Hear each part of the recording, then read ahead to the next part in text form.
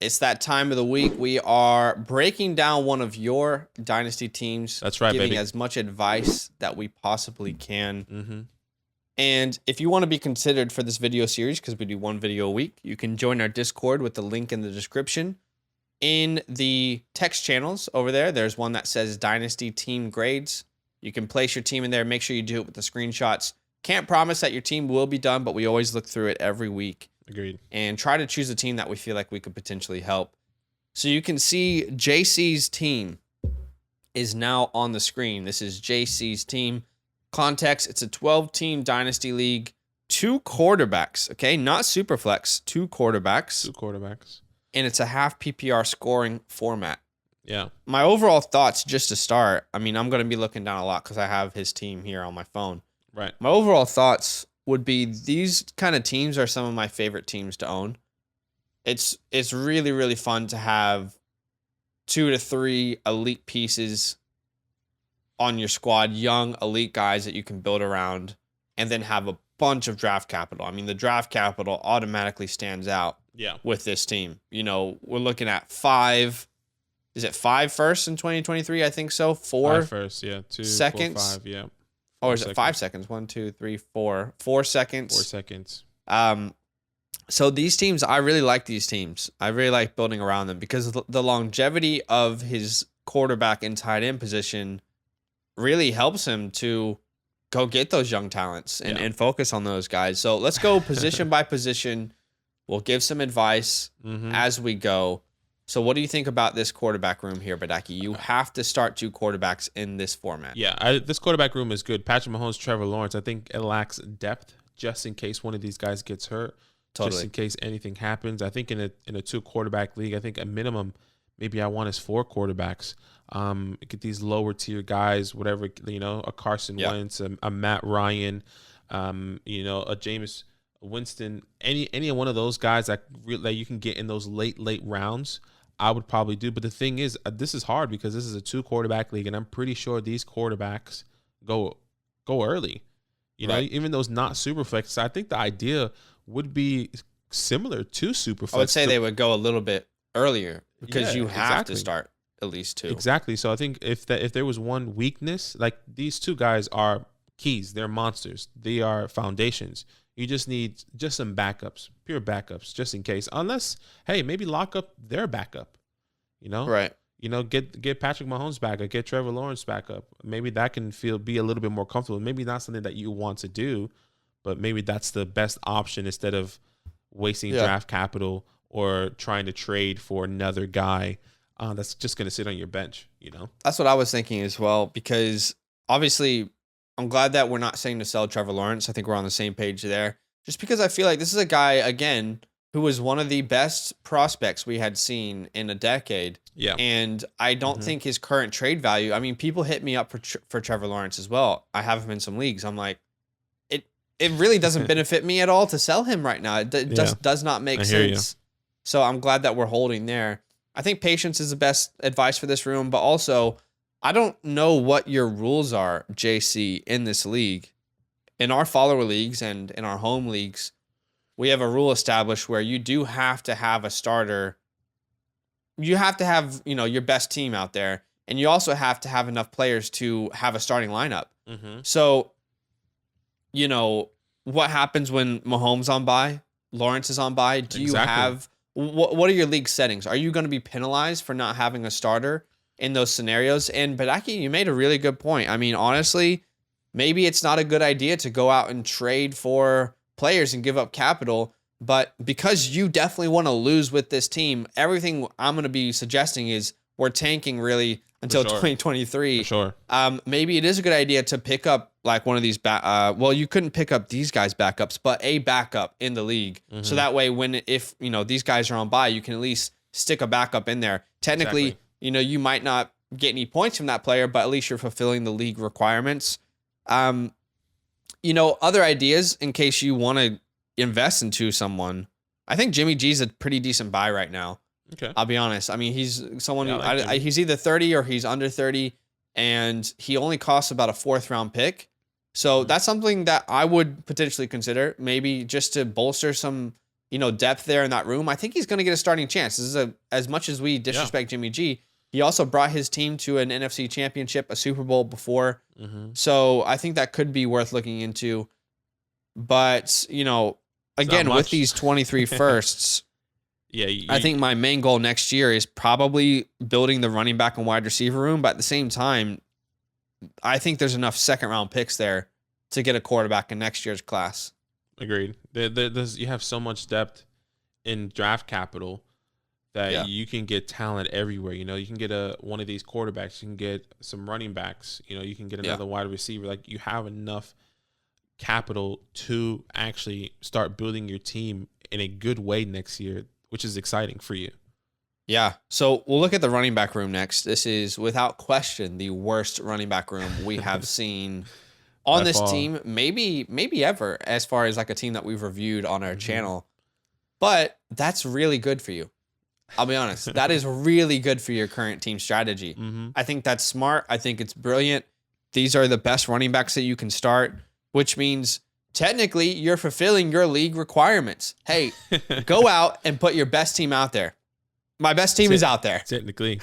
And it's going to help you, get a really, really high pick in 2023. So personally, I think it's a really smart idea right now to keep these guys. I don't think this year I necessarily want to go make any trades for anyone, but where do you stand on it? No, I completely agree. It was actually really hard to bring some trade options for you, just purely because everyone that holds value, I just want you to keep. Like, I don't want to trade Rashad Bateman. I don't want to trade Trevor Mahomes. I mean, the only person I would question in trading away is Christian Kirk, but at the same time, I kind of want to see it out. I want to see what he's going to do this year, with Trevor Lawrence, and you have the connection there. It's really, really tough. But for me, I'm definitely just holding. I mean, there's not much you can do. If there was something that I can, once again, tell you to do, I think is see what you can get for Christian Kirk. But at the same time, I don't want to do that. Yeah.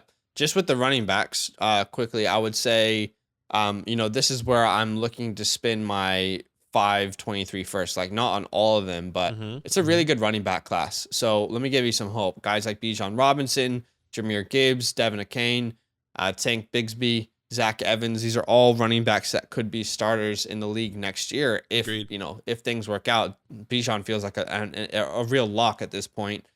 But that's where I think you're going to build your running back room. We'll go to the wide receivers. You kind of jumped the gun there a little bit. Well, I was just saying, like, I didn't want to sell those guys.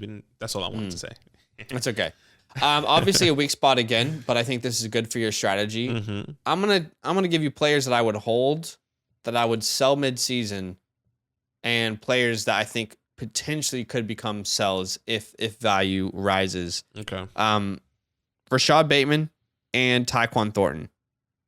Both of these guys, really, when I look at this team, these are the only players, wide receivers, that I want to hold. Personally. There's not really anyone else on this team that I feel I need to absolutely keep on my team. Guys that I think you could sell midseason is Christian Kirk. He doesn't really fit your timeline. I know he's only 25 years old, but Kirk probably won't be their wide receiver one, like their franchise wide receiver one. They will need to bring in a complementary piece. He will be this year. He's going to get a ton of targets. And I think you look at this league, you can start 6 wide receivers. That's the hard part. That's the hard part about this. Is just like you need your top starters, and then you need depth. It's like, damn, like exactly. Christian Kirk becomes much more valuable in this league format. So that's why I think a team who is competing, there's a lot of teams who probably need help with their depth. Their 5th, 6th wide receiver, if it can be Christian Kirk, that would be incredible for their 100%. Team this year. So I think you might be able to swindle a late first if a team really needs that. Probably not, but it's definitely something to consider mid-year. Let's see where Christian Kirk is. If we're halfway through the year and he's a top 15 guy, getting a ton of targets, it could be worth looking at selling him. Byron Pringle, Paris Campbell, Tyler Johnson, and MVS. I think these are all guys who have potential for their value to get higher, and all these guys I would probably be looking for a 3rd round pick. And I think more it's time to maybe start building your depth in the 24 class. So those guys that I just mentioned, I want to get seconds or thirds for those guys. You know, probably not going to get any seconds except unless MVS pops off, but I think all those other players are in positions to potentially really improve their value. Look at Byron Pringle. Who else is really competing for that wide receiver 2 job? I know Velus Jones is there, but I don't think he's necessarily going to outshine Byron this year. He has Velus Jones, which is okay. So there you go, right? Paris Campbell. There's been talks about Paris Campbell having a great connection with Matt Ryan. Tyler Johnson. If you look at that Bucs depth chart, Tyler Johnson might have a chance this year. He might have a chance. We'll see. Really? MVS, same thing. Right. Okay. MVS, same thing. Yeah, I mean, Tyler Johnson could serve as their wide receiver 3 potentially for a little while. The only other guy I want to say, I don't know if you mentioned, was Tylan Wallace, a guy that we kind of were very interested in this past year. Now with, Hollywood Brown gone, there's could be opportunity in the second half of the season. Maybe somebody gets hurt, maybe something happens, like they need help over there. So maybe Tylan Wallace could be a guy that you can swindle a second, swindle a third, just to get some more draft capital, like you said, in the 2024 class or 2023. Yeah. I think a second is completely unrealistic for every single player that we have mentioned right now. But you guys have to keep in mind, we're saying if they take a next step, if there is some sort of breakout, because these players are in positions that you should hold them because there's opportunities potentially ahead. Last thing I wanted to quickly say is don't drop Amari or Tutu. I see those guys in your taxi. Don't drop these guys if you have to choose. I would much rather drop Auden Tate and Jawan Jennings. Just because I think their timeline in the NFL to really become relevant has pretty much passed at this point. And guys like Tutu, I mean, don't forget how high he was drafted by the Rams. I don't think he's going to have a very successful NFL career, but Amari Rodgers, I mean, these are both guys that I would rather keep on my squad rather than Jawan Jennings and Auden Tate. Agreed. So in case you have to make some hard decisions, and then again, the draft capital is really going to build your wide receiver core. You got a ton of talent in this class. Jackson Smith and Jigba, Addison, Boutte, Demas, Marvin Mims, Josh Downs, Quentin Johnston, Raheem Jarrett. Yeah, you're going to need to watch a ton of college football this year. There is and you should be excited to watch a ton of college football this year. Exactly. I have a team not similar to this, but I have a team that has 5 first-round picks, and you're just going to build off of these guys. These are going to be your pillars, your foundation. Whether you get 2 running backs in the first, and then you get another 2 wide receivers, 2 running backs, 3 wide receivers. That's your first-round pick. However way you want to mix it up. Even if you want to get a quarterback. Who knows? Sure. Or I don't know. I was gonna go to a whole different thing and start to sell Patrick Mahomes, but no. I was gonna say, imagine you get someone like a CJ or Bryce. What if you can flip Mahomes for some more depth? But that's dumb. That's what I'm saying. That's terrible. That's dumb. But I was saying, Dan, you can really, if you really want to do that, you can. But I don't think you should. The only other thing I was gonna suggest is, I imagine DK might have a little bit of a tough year.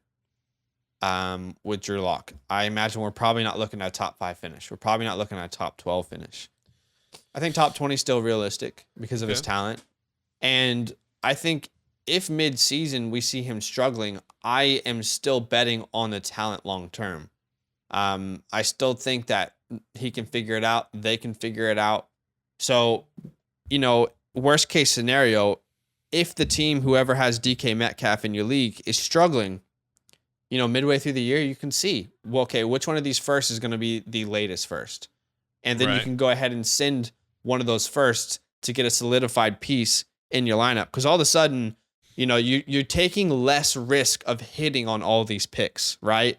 Now you got Rashad Bateman. If you haven't sold Kirk, you've got 3 guys, Rashad Bateman, Kirk, and DK Metcalf. Now you only need to fill 3 wide receivers and 2 running backs. So kind of taking a little bit of pressure off of yourself to hit on every single one of these picks.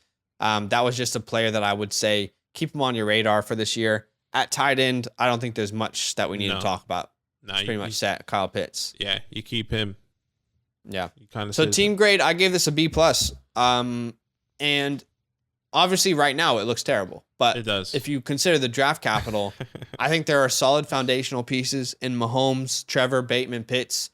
This team in 1 to 3 years, we could be seeing, him competing and fighting for championships. And also the window is going to be so long, so wide open for this team. I definitely agree. I think, not saying you won't be competing next year, but you'll be able to fill these question mark spots like your wide receiver 2, your 3, your flex, all your 3 flexes with some young talent that's going to be coming in next year, in my opinion, that's going to feel a lot better compared to a Randall Cobb, a Paris Campbell, and a Byron Pringle. So, yeah, I completely agree. I gave the team a B, just a B flat, great foundational pieces, something to build off on. You must be really excited for the 2023 class. We definitely are. And like I always said, those second-round picks, you can get the first 5 second-round picks at the moment feels like you can get a first-round talent in the early second in the 2023 class. So that could be a home run for you as well, with having, 4 second-round picks in the 2023. So you're killing it. You are killing it. Congratulations. I think you've really set yourself up well. Yeah, we'll see you in 2023. All right, guys, comment down below. Let us know what you think about this team. And Yo, what's good? Thanks for watching. We got a lot more videos. A lot more. If you want more videos, watch it. You can also subscribe right now if you want to. You need to. And lastly, don't forget that you can sign up to support the show and get exclusive content by going to patreon.com/fantasylandfam.